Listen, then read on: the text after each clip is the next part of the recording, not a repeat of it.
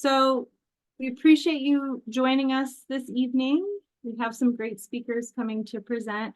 There's a lot going on with infrastructure in Massachusetts, and a lot of that is going to impact Salem. So being Salem Alliance for the Environment, we thought that was really important that we bring this information to the community.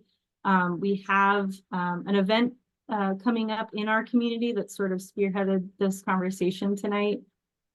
So we're here, Salem Alliance for the Environment, with some guest speakers, and we're co-sponsoring with the League of Women Voters this evening. So I'm going to pass it off to my colleague Katie to give an introduction further into what we're going to get into tonight.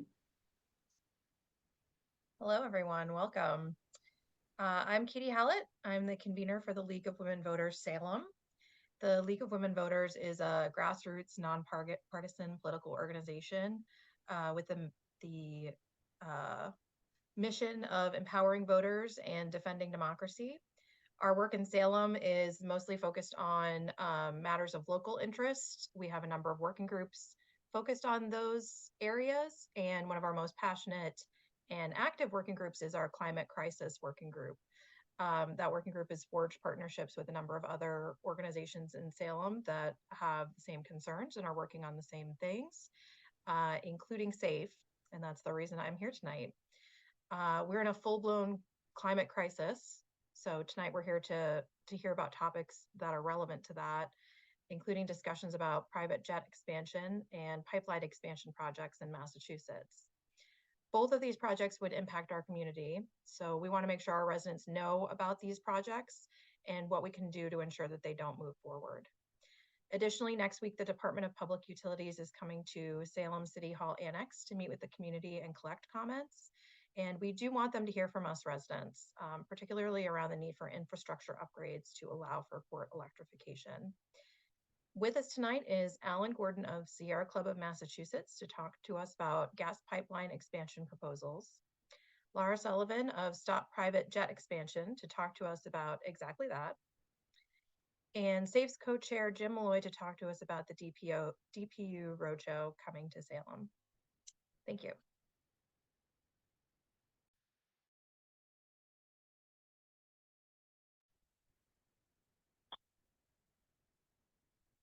Okay, I'm up first. So again, thanks, Katie, for the introduction. My name is Alan Gordon. I am a volunteer advocate with the Massachusetts chapter of the Sierra Club, and I have recently become the Massachusetts Sierra Club's point person for a coalition that has formed of a number of groups to stop Project Maple. So I'm going to just talk very quickly to tell you about what Project Maple is and what we are looking to ask people to do. And I know that this is intended to be just an introduction to this, and there may be some more follow-up. So Project Maple is a proposed expansion of the Algonquin gas transmission pipeline, which is owned by Enbridge. Enbridge is a Canadian gas pipeline and power company. That pipeline runs from New Jersey. Ramapo is the one end of it, and it terminates actually in the water outside of Salem. You can go to the next slide, and you can see kind of on the left, the Algonquin gas transmission station in Weymouth, and then it's pushed out into this 30-inch, what's called the hub line pipeline, which is how it connects up into Salem and into the, again, the Maritimes and Northeast pipeline also at Salem. And those end out in that little dotted line for tankers, you know, where they can put those onto tankers. So pop to the next slide. So so far what's happened is Enbridge has announced what's known as open season. For pipeline work, open season means that they are thinking of doing an expansion, and they want to see if there are any customers for additional gas. So that was announced in sometime in the fall of 23. That information, that open season has been closed. We don't know the results of that. They haven't been made public. But what Enbridge would do is they would replace small pipes with some larger pipes. They would extend some what are known as some pipeline loops. You can see, you don't have to go back, but if you see in one of those images, there's different extension points.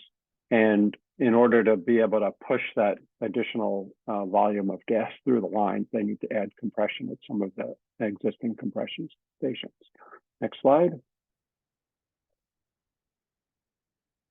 So, so far what's happened, again, this open season, and what's happening so far is Enbridge is, rather than filing permits with the federal government for the entire pipeline, they are doing piecemeal projects. They are expanding a regulator station in Coventry, Connecticut. They're trying to, they filed for permits to do these. They haven't been approved yet. They're trying to replace a pipeline under the Secundit River in Narragansett Bay, Rhode Island. And they can do these, they can request authority to do these under what's called a blanket authority, which all pipeline companies have this for small work. They have a blanket authority that they can do that and avoid environmental review. And what the Stop Project Maple group is concerned about is that what Enbridge is going to do piecemeal these small projects and slowly expand the capacity of the pipeline without filing for the entire upgrade, which would require a new review, and they wouldn't be able to do that under the blanket authority, but they're going to do these piecemeal requests. Next slide.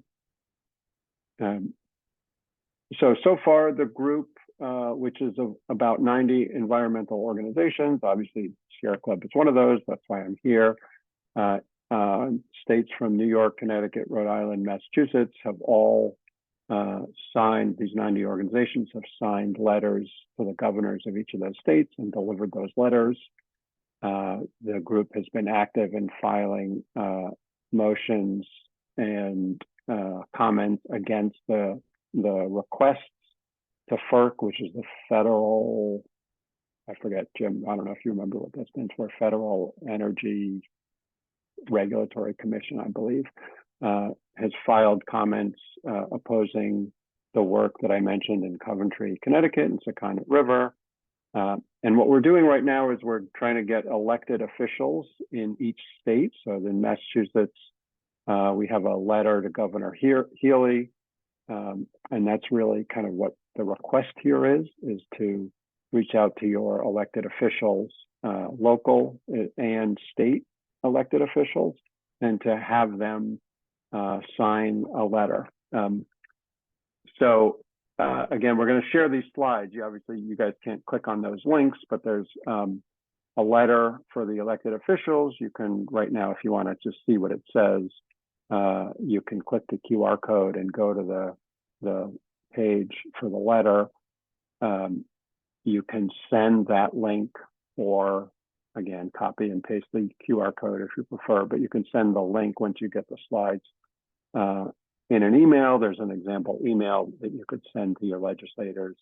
Some people like to call their offices and tell them that you're going to send them an email. There's multiple ways you can go about doing it, somewhat personal preference. I forget if I mentioned I live in Newton. I have had several of the Newton city councilors sign the letter. Several city councilors in Cambridge have signed, Framingham, some other locations. It would be great to also get some state senators and state reps to sign this letter. I've reached out to mine. To my knowledge, they haven't signed it yet. So far, we have about 30 people, 30 elected officials in Massachusetts that have signed the letter. It would be great to get that and to double that number. The plan is to deliver the letter to Governor Healy in early June, so within a few more weeks. And I think that's my last slide, Bonnie, is that correct? Yeah, yes, and I think we'll hold questions to the end. I'll put myself on mute and stuff and turn off my video, but I'll hang out here until the end if there are any questions. All right, thank you so much, Ellen, for your presentation. Hi guys, my name is Lara Sullivan. It's so lovely to be with you all here today. I'm the project manager for the Coalition to Stop Private Jet Expansion at Hanscom or Anywhere, or SPJE for short. I want to thank SAFE for hosting us and for their support of our efforts as a coalition member. I know that this event is mostly focused on the Department of Public Utilities, and this presentation doesn't have a lot to do with that, but it's an incredibly important moment in our campaign, and we're so grateful for the opportunity to share our campaign's mission with you all today. So next slide.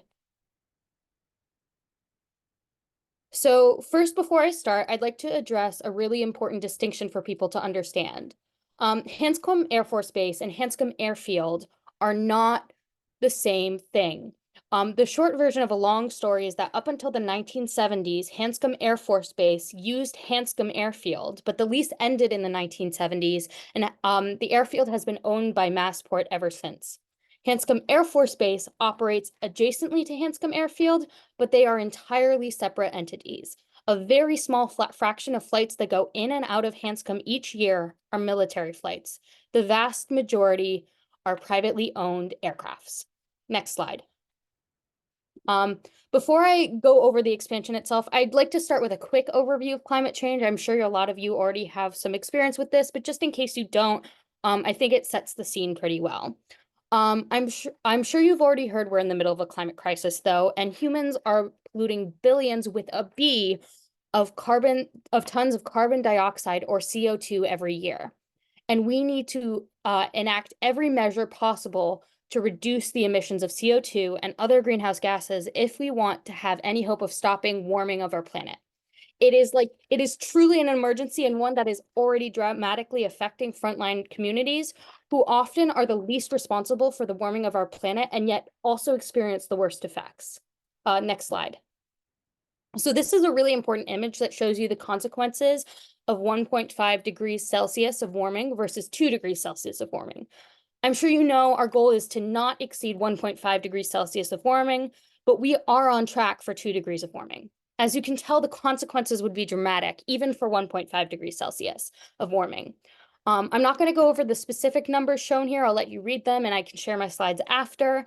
But habitat loss, ice-free summers in the Arctic, severe heat waves, and much more will increase if we allow our planet to warm to 1.5 degrees Celsius, and will dramatically worsen if we allow our planet to warm past 2 degrees Celsius.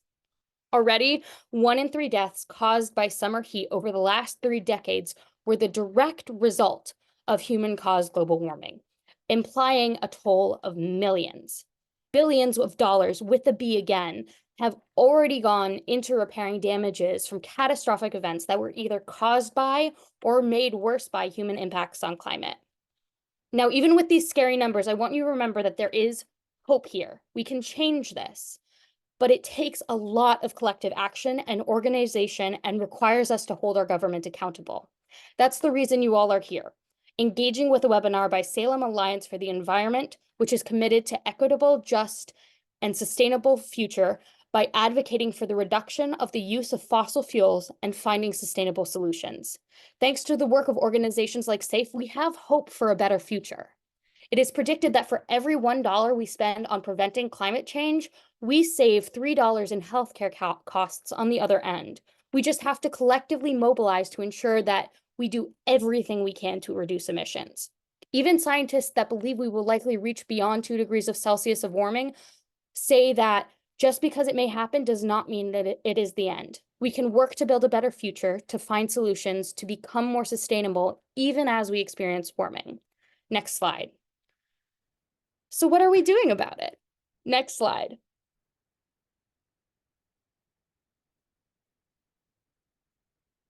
This is where the Hanscom expansion comes in, because the Hanscom expansion would be terrible, terrible, terrible for our climate goals. Next slide.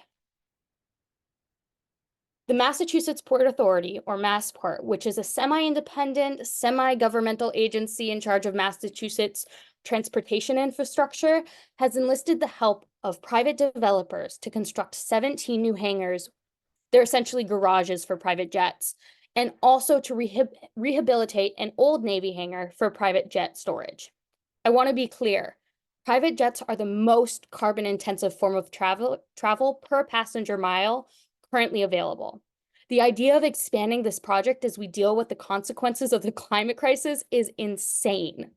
If you look at the map on this slide, it'll give you an idea of the scale of the project. The individual hangars are laid out before you, and the small black dot in the middle is the size of a typical house. The project is enormous. Hanscom Airfield is already the largest general aviation airport in New England, which means it only caters to private aircraft. Not a single commercial flight goes in and out of Hanscom. Why on earth would we consider expanding it? Because as developers say at their meetings, the elite want space to store private jets. Some of these people already own a private jet and want to buy another one and store it at Hanscom, while some people want to buy their first private jet and store it at Hanscom. Next slide. The amount of pollution from adding over 500,000 square feet of infrastructure for private jets is unconscionable. That amount of space could store up to 79 jets, which would double the capacity of private jet storage at Hanscom. It is the largest single development ever proposed in Hanscom history and would enable a major increase in the number of planes stored at Hanscom, which would allow a dramatic growth in the private jet industry by increasing one of the most fundamental limiting factors for private jets, storage space. Why would they do this? The richest among us are already the heaviest polluters and are also the ones who are least likely to experience the effects of climate change since they can afford to avoid them. Next slide. It's important to note how emissions from private jets compare to emissions from other forms of travel. Calculating emissions from jets is far more complicated than I realized when I first started on this campaign. This is because of a few different things. Different jets use different amount of fuel based on a lot of different factors, such as weight, size, weather, etc. Different parts of flight use different amount of fuels. Takeoff, landing, and cruising all use different parts of use different amounts of fuel. Takeoff, for example, is the most carbon-intensive form of a flight. And there are a few other factors as well. But on average, a private jet flight emits between 17 tons and 22 tons of CO2e per flight. Meanwhile, the average car emits 4.6 tons of CO2 each year, according to the EPA. Just so you know, CO2e and CO2 are two different things. It's a little bit complicated, but essentially CO2e is carbon dioxide equivalent emissions. So it includes all sorts of other gases in addition to carbon dioxide. But I would still like to point out how large the emissions from private jets are compared to a car. Each year, a typical car emits less than a third of what a private jet emits per trip. This is absolutely insane. Again, private jets are the most carbon-intensive form of travel, and the technology to make them greener is nowhere near ready for widespread use. Expanding private jet infrastructure is like dumping fuel on the ground and lighting it on fire. Next slide. We wanted to know exactly what the effects of this expansion would be, so SPJE hired an independent analyst using funding from donors. The independent study, which you can find on our website, spje.org, analyzed the potential environmental impact of planes in these hangars. They predicted that flights in and out of Hanscom would increase by somewhere between 5,487 to 6,568 each year, which would emit anywhere from 130,000 to 160,000 metric tons of CO2 each year, on top of the emissions already produced by Hanscom. Next slide. This is a conservative estimate, but it is still a wildly enormous amount of greenhouse gas emissions, especially given that 0.0008% of the world's population own private jets. Just as a point of comparison, one of the neighboring towns to Hanscom is the town of Lincoln. The entire town of Lincoln, its 7,000 residents, their homes, their cars, the town's businesses, schools, and everything else are responsible for 60,000 metric tons of CO2e emissions annually, which is less than half of the emissions that would be produced each year by this expansion alone. It's ridiculous. It's especially ridiculous because in the state of oh, no, back to the last slide, please. It's especially ridiculous because in the state of Massachusetts, we have this act signed into law by the governor in 2021 called the Next Generation Roadmap for Massachusetts Climate Policy. It requires every economic sector to reduce their 2050 emissions to at least 85% of what the 1990 levels were. Now, this sounds really complicated, so to make it easier, I'm going to use simple numbers for a second. Even they're far from accurate, though.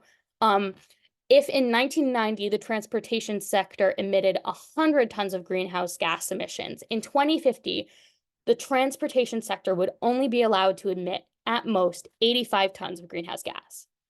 Our state has identified transportation as the economic sector responsible for the largest amount of CO2 emissions, and therefore reducing emissions for transportation is a major, major priority. Transportation includes trucks, cars, public transit, and aviation. The government has focused largely on electrifying cars and trucks since the technology for that's available and ready to use. But plans to reduce aviation emissions haven't been introduced at all because airplane emissions are seen as something we simply cannot regulate. Next slide. But we can regulate towns. And one thing that towns are doing to curb carbon emissions is creating goals to reach net zero by 2050. If you look at the graph, it shows the emissions of all 4 towns surrounding Hanscom and their plans to reach net zero.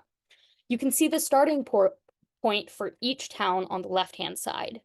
For example, as I mentioned earlier, the town of Lincoln emits 60,000 tons of greenhouse gases each year and plans to reduce that to net zero by 2050, as do all the other towns.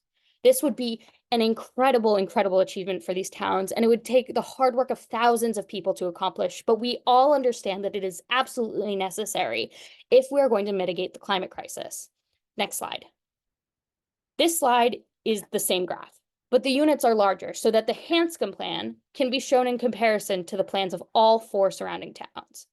This graph shows 3 different growth scenarios for Hanscom, one for 2% growth, one for 5% growth, and one for 10% growth. Today, Hanscom already emits over 600,000 tons of CO2e each year, and the growth rates shown here show remarkable increases in emissions from Hanscom. The aviation industry itself projects a 10% growth rate per year. Even at just a 2% growth rate, you'll see that the emissions from Hanscom in 2050 would cancel out a large portion of the efforts made by all 4 surrounding towns if they reach net zero by 2050 as they plan to. These plans would take an extraordinary amount of work by everyday people making major, major changes in the way they live their lives. People in these towns are converting to entirely renewable electricity, buying EVs, building solar panels on their roofs, all to curb their emissions. It's offensive to all of us who are doing everything we can to reduce our individual carbon footprints, and in fact told that we must, when the wealthiest among us are given a free pass to emit as much as they like and are actually given financial benefits for doing so. Next slide. In fact, the wealthy people who own and use private jets receive tax breaks on their private jets. Next slide. They don't pay taxes on the purchase or services on their private jets. When you or I buy a car, we pay a sales tax, and we pay a tax when we have to get the brakes done or when we have to get our engine repaired. There's no tax on any of these things for private jets. There are also many tax write-offs for the ownership of private jets. Owners don't have to pay as much in taxes every year because the expense of owning a private jet is considered to be a business expense, and they can therefore write it off in their taxes. It's one way that the super rich have used to avoid paying their full share of taxes. Finally, private jet airport runways and towers are primarily paid for with taxpayer dollars. The taxes we pay on sales, on our income, on our property, is supposed to go towards making sure our country runs effectively, to our roads and schools and government projects, but instead, it goes towards infrastructure for private jets whose owners don't even pay taxes on those private jets or in fact receive write-offs on them. It's just completely inequitable. Next slide. Now, Massport likes to argue that private jets help the economy. But studies show, and even the Wall Street Journal concurs, that most private jet flights are to vacation destinations. This means that usually private jets are used by people to fly to places like Florida or Venice or the Bahamas for their vacations, which does not benefit the economy at large, especially when such trips could easily be replaced by commercial flights, which are 10 to 14 times less polluting per passenger mile than private jets. Next slide. Now, the developers are currently engaged in an environmental review before the expansion of Hanscom goes forward. It's a fact-finding mission to determine the environmental impact of the development. It's a big, long process, but basically the developers informed the state that they were going forward with this development, and the state responded by raising questions about the environmental effects of the development for the developers to answer.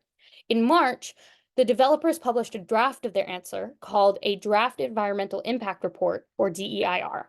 In this DEIR, they make some wildly deceptive claims, the most outrageous of which is the concept that this development will be net zero. They claim that a facility that is designed to create more space for private jets will have no impact on emissions. How? They say their buildings will be net zero and completely ignore the emissions from private jets as if they are not responsible for those emissions at all. It's mind-boggling. They also claim that this project will not generate any new flights. However, they admit in their DEIR that they expect 1 to 2 additional trucks to drive into Hanscom every single day as a result of this development, with each truck carrying about 10,000 gallons of jet fuel. That is over 5 million additional gallons of fuel every year that they didn't need before the expansion. That fuel would be used to fill up the new private jets. What does that tell you about the number of flights and the number of emissions? Finally, before the DEIR was released, the developers claimed that this expansion would reduce flights. They've since backed off and said that this expansion has the potential to reduce flights. The flights they claim this expansion would reduce are called ferry flights. It sounds really convincing when you first hear it. They say that some planes cannot be based at Hanscom because Hanscom doesn't have the capacity to store them. So after dropping passengers off at Hanscom, they then fly and empty and park at a different airport that has space for them. In the DEIR, they claim that the expansion could reduce flights by up to 3,500. However, in their definition, they didn't even attempt to identify any empty flights. Instead, they used bad requirements that severely overestimated the number of flights that could be eliminated by this expansion. The independent analysis I brought up earlier was done in response to the developers' claims that this expansion would reduce ferry flights. They found that only 132 flights in and out of Hanscom each year had the potential to be eliminated by this expansion. Meanwhile, the expansion could increase flights by around 6,000 each year. This ferry flight argument is nothing more than a fantasy, and the developers know that, but they use data that they themselves have admitted is ineffective at accurately identifying ferry flights to try and convince people otherwise. Next slide. The number of lies and omissions throughout this document is wild, and this is only the first taste of it. Next slide. So our coalition is fighting to stop the private jet expansion at Hanscom, or anywhere actually. We're hoping to move to help preventing expansions at other airports as well, because we believe that airport expansion and private jet expansion in particular flies in the face of every climate goal we've been working so hard to achieve in this state. If we want to reduce emissions, we can't just insist that everyday Americans do the work. The elite, the few among us who can afford private jets, and who also so infrequently feel the effects of their own inequitable emissions, must reduce their emissions, or at the very least, not increase their private jet travel.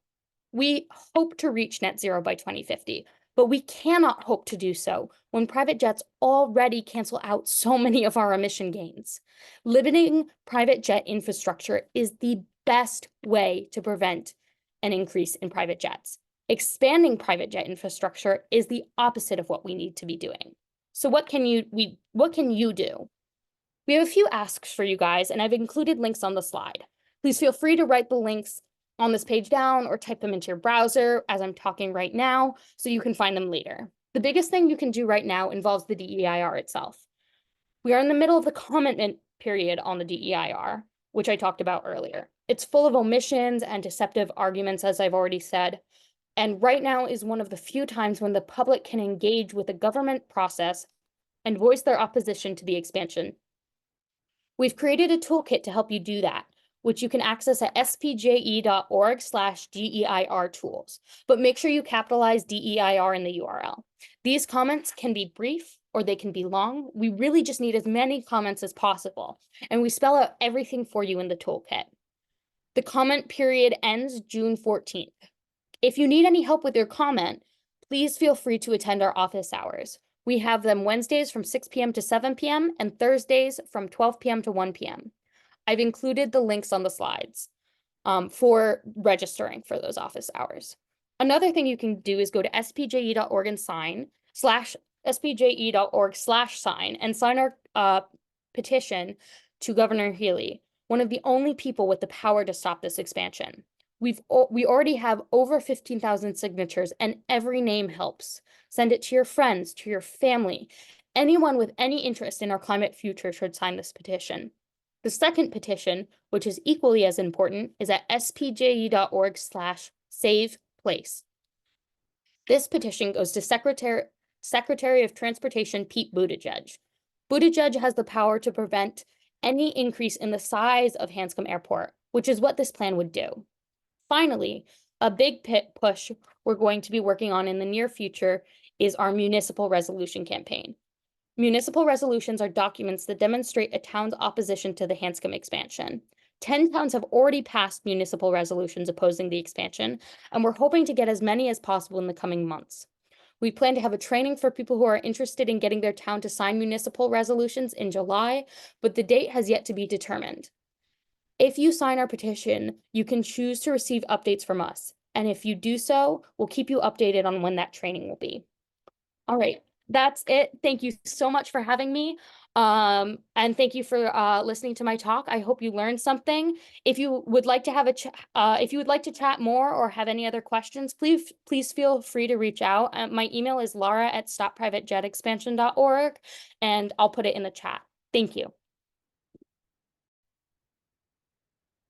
Thanks, Lara and Alan. Really great jobs. It's a little hard to follow up on that. So I'm Jim Mulloy. I'm going to talk to you today about the Department of Public Utilities Road Show that's coming to Salem next week, next Wednesday, May 29th. So the first two slides are actually from the road show's first showing in Boston back in March. And I guess these three commissioners are the three who made the presentation at that meeting. I'm not sure the same three will be showing up, but presumably we'll be getting 2 or 3. So the Department of Public Utilities is very complex, and under Governor Baker, it was really, really broken. We were fighting with them all the time. Climate activists who have been working long-term in Massachusetts know very well the trouble DPU brought. And a big change has happened with the change in administration. I don't know how many of you are aware of the DPU 2080 order, but this is basically something the DPU put out in December saying there is no future for natural gas in Massachusetts, which is amazing. This never would have happened under a Republican administration. So DPU regulated many, many, many things. And as I said, this slide is also from that road show in Boston. I don't know the significance of the blue versus black. Maybe they're going to be highlighting certain things. And I don't know if it'll be the same when they come to Salem. But they control a huge part of our lives. Obviously, all the public utilities, but even beyond that. And next slide, please. We at SAFE really want to focus the DPU on the new marshalling port that has gone in at Salem. So you're all probably aware that offshore wind is, that great new hope for renewable energy that maybe we will be able to save our future by getting rid of fossil fuels. And Salem is doing its part. We gave up 40 acres at our port to put a Martian station in to service all of the offshore wind farms that will be coming off the eastern coast of the US. So obviously, this is now going to be an industrial area. There are going to be a whole lot of workers there, a whole lot of ships coming in and out. And we really want to know, what is this going to do for the health impacts in Salem? What is going to be the emission profile? Is it going to be worse than it is now? And if so, what is the DPU going to do about it? We don't want to be, giving up 40 acres and bringing more pollution to our site. That makes no sense at all. So we're really wanting folks to focus on the questions that are up on the slide right now. What can the DPU tell us about electrification and the possibilities of cleaning up what is going to become a dirtier site in Salem? So we really want to push port electrification, obviously plugging the ships that come into the port into electricity at the port site. This would take away the emissions from those ships, but obviously on site, there are a whole bunch of machines that are working, cars that are coming in and out, and we got to look at those emissions as well. So port electrification is more than just the cold ironing of plugging in the ships while they're in port. It goes to the bigger picture. We want emissions not to go up at that port. And Salem is an EJ community, and the DPU has made very clear EJ matters to them. They really are going to be taking these considerations, into consideration. And we want to have questions on that. The gas plant that replaced the coal plant is slated to be in place until 2050. That's BS. There's no way we need that gas plant to stay at the Salem port for another almost 30 years. So we want to ask them, what are plans to decommission some of these, peaker plants that maybe are not going to be needed as the renewables come on to, the electrical grid. And obviously, in the future, can we own our own electricity? Why are we, beholden to all of these big utilities? Many different communities have set up ways that they can regulate and own their own electricity. Maybe this is something DPU should be looking into for the different municipalities across Massachusetts. So SAFE is really focused on those questions, but you saw from the previous slide, DPU has a huge portfolio. So don't feel restricted to that. If you're really into, improving the grid, like whatever you're into, just put in questions. They have said, if you put in a question, it's guaranteed to be answered at that in-person Salem DPU Road Show. Put in a question and show up. We really need people to show up. We need bodies in the seats, and especially would be very nice if we could get a good turnout of BIPOC folks and show them the EJ community is really engaged. We really care about what's going on, and we don't want more pollution in our neighborhoods. And there are ways around this, and they should come up with ways to fix this. Next slide.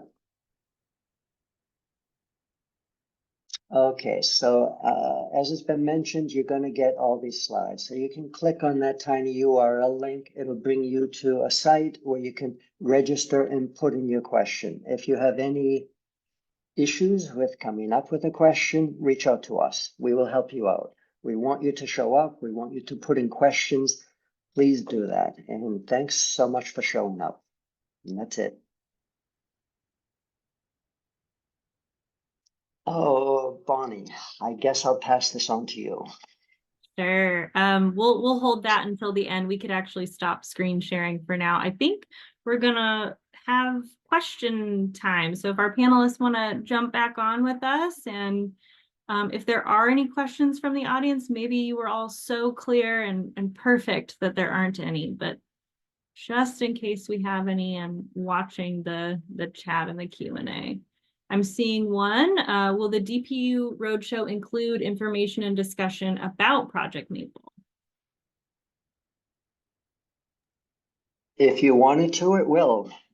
Put in a question about Project Maple and they will have to answer it. It really is Yeah. dependent on us and the questions we put in. My guess would be you won't get much of an answer because we are the point of the letter and the whole Project Maple effort right now is to get in front of what Enbridge is doing. They have not yet filed for any permits in Massachusetts. So DPU will probably say, because they haven't filed for any permits, we have no comments. There's nothing for us to comment on. But I would say, you know, a lot of what Lara and Jim talked about, like we don't need more gas, right? Everyone's electrifying. So why, you know, the way, well, I didn't really go into this detail, but the way a company like Enbridge makes money is by working on capital projects that then they have ratepayers pay for. So that's how they make money, is by doing projects like this. But we don't need this gas. So it's just a way for them to make money and then pass that all on to all of us as ratepayers. Thanks, you too. I have someone in the audience raising their hands. I'm going to allow you to talk. This is Carol Houtel.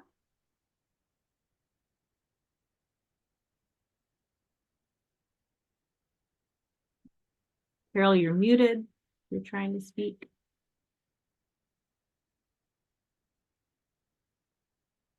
Okay, I'm gonna move on from Carol now. Carol, if you want to put it in the questions and or chat section, we can get to you. So there's another one regarding Project Maple. You said that the proposal would be to replace the existing pipes with larger pipes. Did you say that they are expanding the length of the pipeline?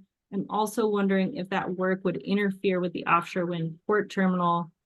It seems like that would be the same location. Do we know that answer? Is that something we should get back to? So it's definitely replacing existing pipeline with larger pipes. That's what is anticipated. It's not new pipeline that doesn't exist already. I do not know anything about how it might interact with the offshore wind. That I don't know the answer to. But it's a good question. But there are already pipes in, you know, that extend offshore into the water. So I don't think so my guess is that since those pipes exist, that any new wind construction needs to take that into account.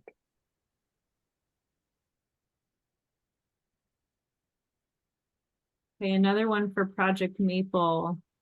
And again, these are questions we should be asking of the DPU. I think where we have some gaps, and like certainly we can do our own research, but I do think bringing that to the officials who are monitoring all of this is really important.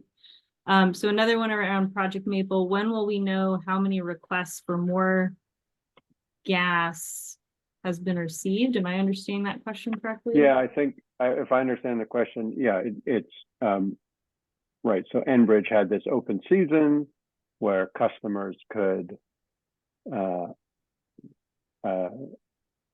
know, people that want more gas could have said, yes, we'll buy this much more gas from you. Where those customers are and would impact where they want to expand the pipeline, you know, enhance or increase the volume, put larger pipes in. And I don't know when we'll know. It is possible that Enbridge will do these piecemeal projects and never release the results from their open season. And again, that's one reason why we're trying to get ahead of this with these letters, is to get the governors of the different states to work to deny the permits where they can. Certain permits are federally, the approvals at the federal level, and the governors may not have much.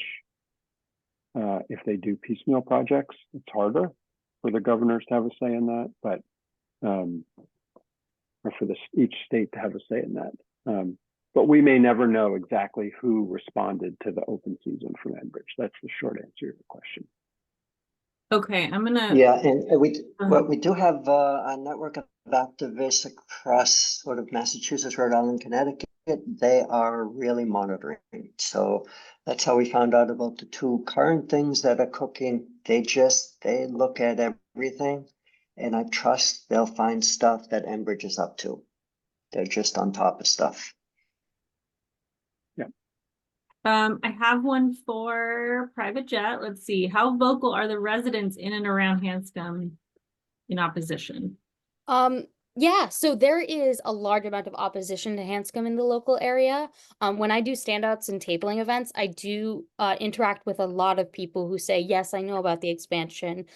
Yes, I'm totally opposed to it. What can I do to help? But the thing about the campaign is we really don't just see it as a local issue. We see it as a climate change issue. So we see it as like the state not fulfilling its climate goals.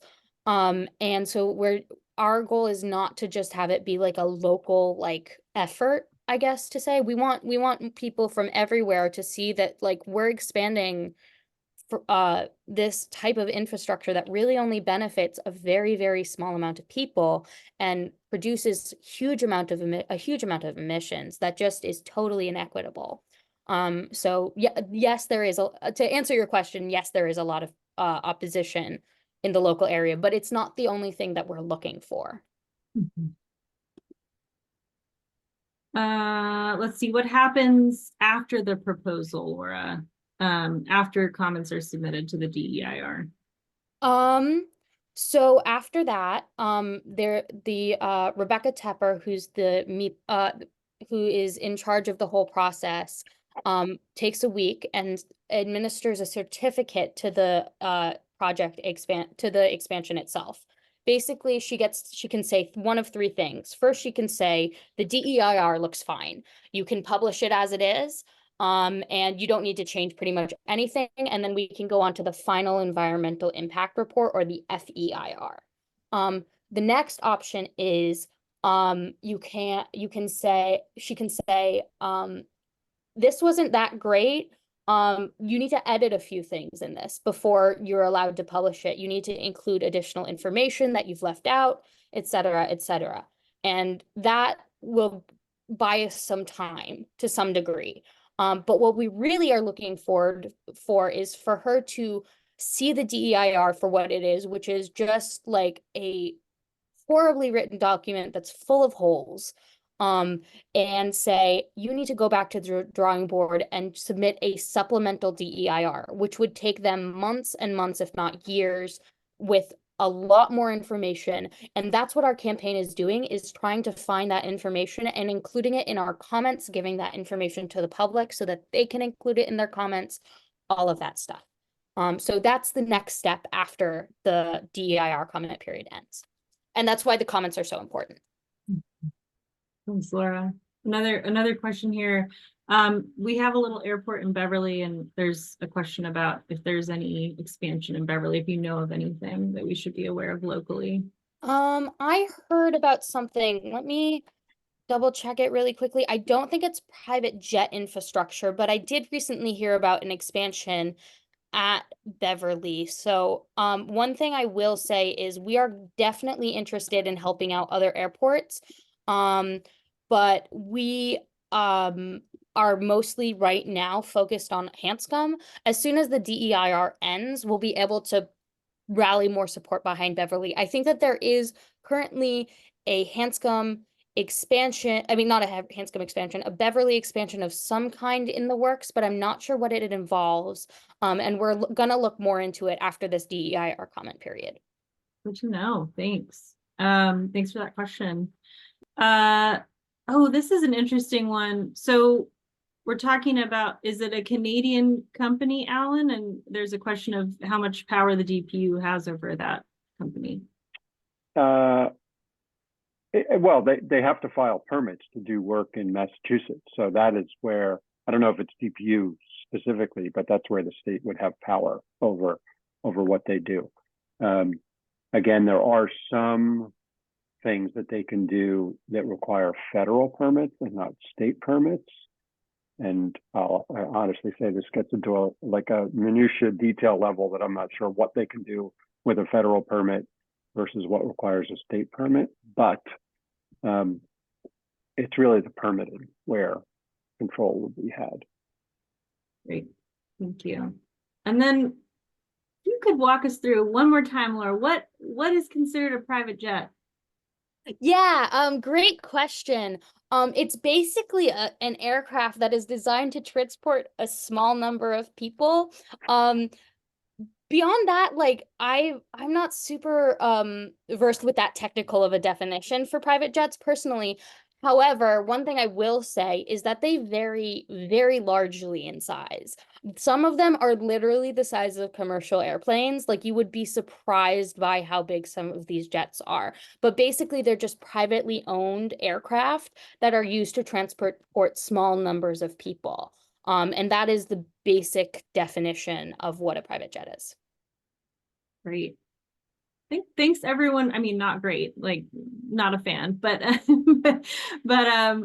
really appreciate all the speakers this evening and for bringing this really critical educational webinar together. I know it's a lot of information for folks, and so we are going to break it out into different recordings, but I do think getting the information out there as soon as possible was really critical, and that's why we're bringing us all together. Like these are all connected fights, and we have this really great opportunity next week, May 29th, to come out and make a request right in our city hall where the DPU will be showing up. And so I think rallying around that event next week is really important for our community to come out and speak up. For port electrification, for no more gas lines, and definitely to say that we don't want private jet expansion. So if somebody could pull up that last slide, I'm just going to share a little bit about SAFE and what we're working on. A lot of our focus, if you've joined this webinar, you probably already know who SAFE is.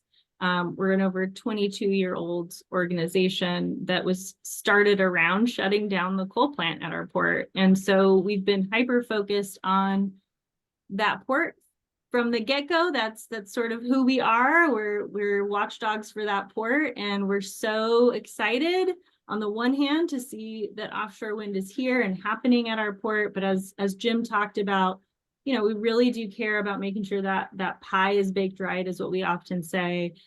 So we've been working very hard around just transition work, and that includes clean jobs for local residents, particularly our environmental justice community. And it's fighting for port electrification sooner than we're being told is possible, right? Because we know it's possible with funding, with political will. We can get what our community needs and deserves at that port. So that's our big focus. We have a research working group if you would like to get more involved. I think that's really the group that's going to spearhead a lot of really great work moving forward on that front. We do language access in Spanish, so making sure that the word gets out. I just heard back around KidWin, which is this really great summer camp, and we got a lot of local applicants to come and apply to that program. So we'll be sending out a lot of local students to this really great summer camp. So we're really integrated in this process around making sure our community gets the benefits out of this port.